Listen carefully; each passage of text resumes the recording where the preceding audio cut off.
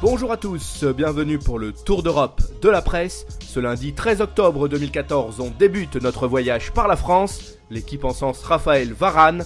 Pour ce journal, le défenseur central du Real Madrid et des Bleus a tout pour devenir une star sur la planète foot.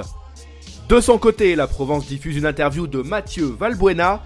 Le milieu offensif de l'OM a souligné le fait que lui et les joueurs de l'équipe de France doivent continuer d'être réguliers jusqu'à l'Euro 2016. On traverse les Alpes et on fait escale en Italie. Tuttosport met en lumière Carlos Tevez.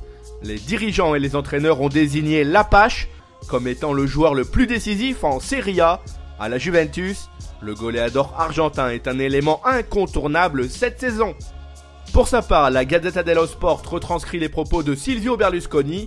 Le président du Milan AC a répété que l'objectif de l'équipe est d'obtenir un ticket pour la prochaine édition de la Ligue des Champions. Il faut dire que la finale se déroulera à San Siro à l'issue de la saison 2015-2016. En prime, Silvio Berlusconi a ajouté que sa fille Barbara lui succédera un jour ou l'autre chez les Rossoneri. Cap vers l'Espagne, As s'intéresse à l'équipe nationale ibérique. La Roja a battu le Luxembourg sur le score de 4-0.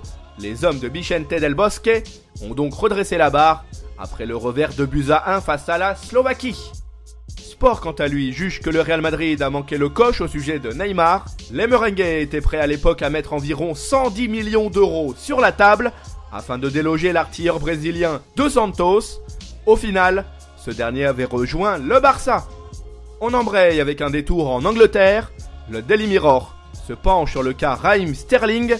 Avant le match entre les Swillians et l'Estonie, l'ailier polyvalent avait demandé au sélectionneur Roy Hodgson de ne pas le titulariser. Le joueur de Liverpool était au bout du rouleau et il avait seulement disputé les 25 dernières minutes de la rencontre. En ce qui le concerne, le Daily Express parle de José Mourinho.